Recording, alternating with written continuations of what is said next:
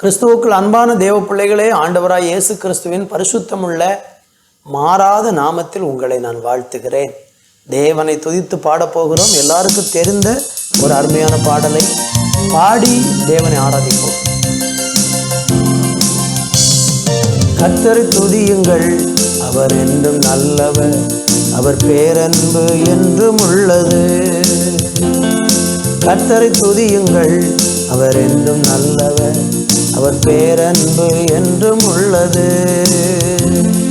ஒருவராய் மாபெரும் அதிசயங்கள் செய்தாரே, வானங்களை ஞானமாய் உண்டாக்கி மகிழ்ந்தாரே. ஒருவராய் மாபெரும் அதிசயங்கள் செய்தாரே, வானங்களை ஞானமாய் உண்டாக்கி மகிழ்ந்தாரே.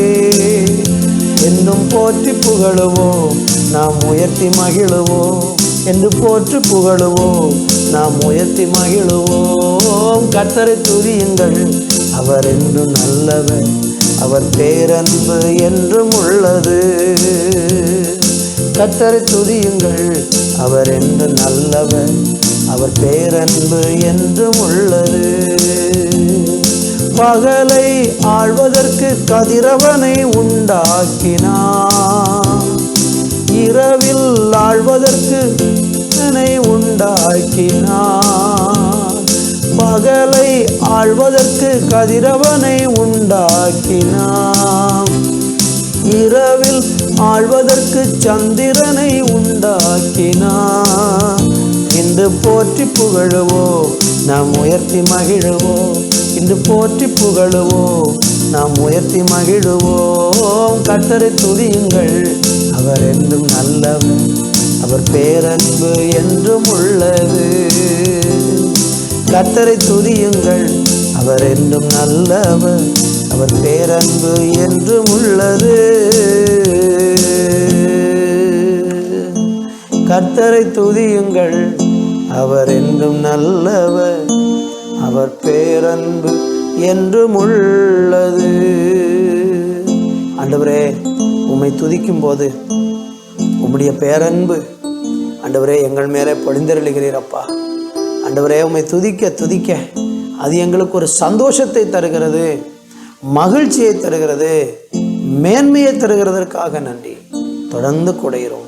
இயேசு கிறிஸ்துவின் நாமத்தில் ஜெபிக்கிறோம் எங்கள் நல்ல பிதாவே. ஆமேன், ஆமேன். தேவனுடைய பிள்ளைகளே, இந்த நாளிலேயும் கூட சங்கீதம் 57:3 நான் வாசிக்கிறேன். என்னை விழுங்க பார்க்கிறவன் என்னை நிந்திக்கையில் அவர் பரலோகத்தில் இருந்து ஒத்தாசை அனுப்பி என்னை ரட்சிப்பார். தேவன் தமது கிருபையையும் தமது சத்தியத்தையும் அனுப்புவார். அன்பு கர்த்தருடைய பிள்ளைகளே, இந்த வசனத்தை நம்ம வாசிக்கும் போது சங்கீதக்காரன் அவருடைய வாழ்க்கையில் உண்டான ஒரு அனுபவத்தை இங்கே சொல்லுகிறார். அந்த சங்கீதத்தினுடைய தலைப்பை நீங்கள் படித்து பார்த்தீங்கன்னா, தாவீது சவுலுக்கு தப்பி ஓடி கெபியில் அவன் ஒதுங்குகையில் தனக்கு நஷ்டம் நேரிடாதபடி அவன் வாசித்த ஒரு சங்கீதம்தான் இந்த சங்கீதமாக இருக்கிறது. என்ன சொல்லப்பட்டிருக்கிறது? என்னை விழுங்க பார்க்கிறவன் என்னை நிந்திக்கையில் அவர் பரலோகத்திலிருந்து ஒத்தாசை அனுப்பி என்னை ரட்சிப்பார். சில மனிதர்கள் நம்மளை விழுங்க பார்க்கிறார்கள், நமக்கு விரோதமாக தீமை செய்து நம்மளை விழுங்க பார்க்கிறார்கள். சில மனிதர்கள் வெளியில இருந்து நமக்கு விரோதமாக தீமை செய்கிறவர்கள் உண்டு. சில மனிதர்கள் கூட இருந்து கொண்டே தீமை செய்கிறவர்களும் உண்டு. எந்த விதத்தில் வேண்டுமானாலும் மனிதர்களிடத்திலிருந்து நமக்கு தீமைகள் வருவதற்கு அதிகமாக வாய்ப்புகள் இருக்கிறது. சில நேரம் நம்ம ரொம்ப நேசிக்கிறவங்க, நமக்கு ரொம்ப பக்கத்தில் இருக்கிறவங்க சில நேரம் திடீரென்று நமக்கு விரோதமாக எழும்பி நம்மளை விழுங்க பார்ப்பாங்க. ஆனால் பைபிள் சொல்லுகிறது, அந்த சந்தர்ப்பங்களில் அப்படி என்னை விழுங்க பார்க்கிறவர்கள் என்னை நிந்திக்கையில் பரலோகத்தில் இருந்து அவர் எனக்கு என்ன செய்வாராம்? ஒத்தாசை அனுப்புவாராம். சவுல் எத்தனையோ முறை தாவீதை கொல்லணும்னு சொல்லி திட்டமிட்டு நிறைய கண்ணிகளை எல்லாம் ஏற்படுத்தினான். அவனுடைய மகளை, சவுலுடைய மகளை தாவீதுக்கு திருமணம் பண்ணி கொடுக்க சவுல் தீர்மானித்ததனுடைய நோக்கமே அவனை கொல்லுவதற்காகத்தான். பாருங்கள், எப்படி ஒரு வஞ்சகமான சூழ்ச்சி. மகளை திருமணம் பண்ணி கொடுத்து அவனை வீட்டுக்குள்ளே வரவழைத்து அவனை கொல்லணும்னு சொல்லி ஒருவன் நினைக்கிறான்னா எவ்வளோ பயங்கரமான சூழ்ச்சி.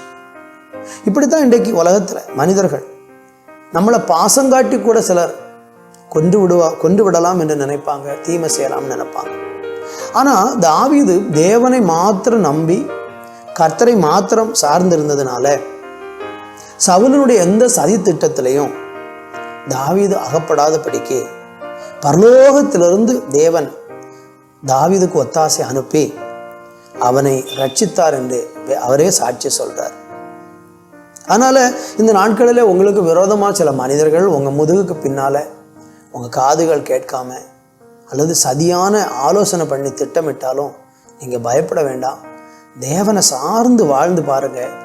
அவங்க திட்டம் போடுற திட்டம் அவங்களுக்கே கண்ணியாக மாறிவிடும். சவுல் தாவீதை கொல்வதற்கு திட்டமிட்டான். ஆனால் கடைசியில் சவுலுடைய நிலைமையை நினச்சி பார்த்தீங்கன்னா பரிதாபமான ஒரு மரணமாய் முடிந்தது. தாவீது பிழைத்தான், தேசத்தை ஆண்டான், அவன் தேவனுக்கு பிரியமானவன் என்று பெயர் பெற்றான், இருதயத்திற்கு ஏற்றவன் என்று தேவனால் புகழப்பட்டான்.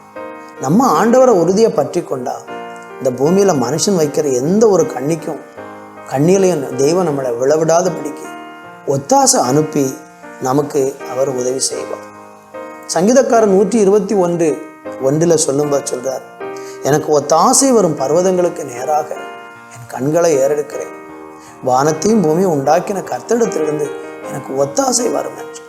அதனால உங்க வாழ்க்கையில நெருக்கங்கள் வரும்போது கர்த்தரை நோக்கி பாருங்க.